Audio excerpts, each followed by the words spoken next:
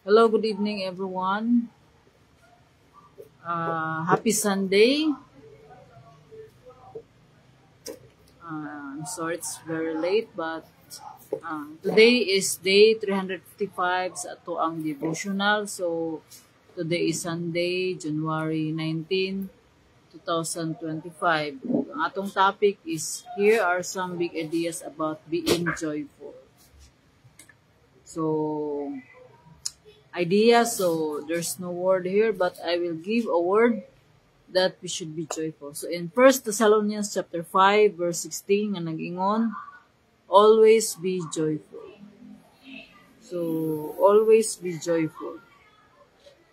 Kimaw kini ang kabubuton sa Ginoo. So let us pray. Father God in heaven, Lord, we thank you for today. Thank you, Lord God, for this victorious day, Lord, you have given to us. Lord, we are nothing without you, Lord God. Help us, Lord. Cleanse our hearts. Forgive us, Lord God, for our shortcomings, for our sins. Renew our minds, transform our minds, Lord God, into your likeness. Lord, tabangi kami, Lord God, ngayon nga gabi una, nga kung ano sa man imong mensahe nga may ipadayag, Lord God, ikaw magatisok na ini sa mga kasing-kasing sa mga maminaw. Lord, i-bless ni mo, Lord God, ang naasa pikas ng screen nga maminaw na ini nga mensahe, ikaw ang Ginoo, Lord God, nga mo'y maghahatag og pagtubo sa amo ang pagtuo diha kaning iniklas pang pagtuo, Lord God, nga mahimo kaming malipayon. Dalaygon ka, Lord, sa way katapusan, tanang dungog, himaya, o mga pagdayig, o among pagsimba, alang lamang kanimo amahan na sa langit, sa pangalan ni Jesus. Amen. So again, may gabi, so ingon ni Stanley Jones, Christ and joy go together. Christ and joy go together. So ingon ni Billy Graham. So ingon ni Billy Graham nga, our sense of joy, satisfaction, and fulfillment in life increases no matter what the circumstances if we are in the center of God's will. So, sa kaning mga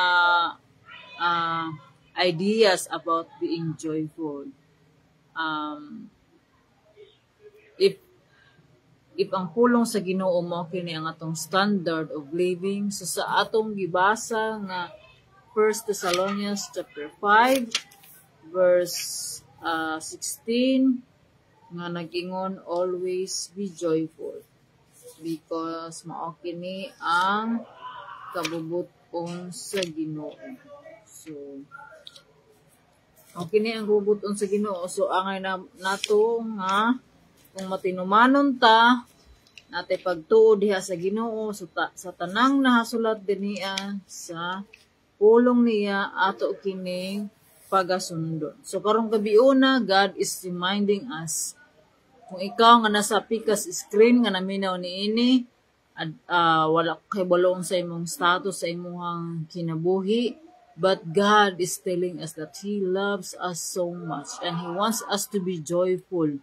So ang tinuod nga kalipay, tinuod nga katagbawan sa Ginoo lamang gyud nato makit-an. Kung ato ning basahon sa verse 16, 17, 18, so naingon diri, pag malipayon kamo kanunay, pag-ampo sa tanang panahon, ug pagpasalamat kamo bisag unsay modangan kaninyo, kini mao ang kabubuton sa Dios nga buhaton ninyo sa ngalan ni Kristo Jesus. So if we are in Christ, we are a new creation. The old is gone, the new has come. And when we are in Christ, when Christ is the center of our lives, so we will be joyful always. So kaning mahimutang malipayon, dili ni siya nga ang basihan ini is dili ning mga unsa ang atong nahitabo sa atoa, unsay atong na-experience karong adlaw, unsay mga circumstances, unsay sitwasyon matag adlaw, kung dili kini nga kalipay nagbase ni sa gugma sa Ginoo. Nagbase kini unsa ang Ginoo nga ang ihang gugma mo ay makahatag ka nato og kalipay. So because happiness is based on the happiness, but the joy that God wants us to experience is the joy that comes from God. So only God can give us the joy that we long in our hearts. So to God be all the glory. So let us pray. Father God in heaven, Lord, we thank you for today. We thank you, Lord God, that you want us to be joyful, Lord God, that in you, as our center of our lives, Lord God, makita namo diha kanimo, Lord God, ang tinuod nga kalipay nga adunay katagbawan sa among kinabuhi. Lord, tabangi kami, Lord God. Wala kami mahimong gula ikaw. Sa mga panahon, Lord God, nga makafeel kami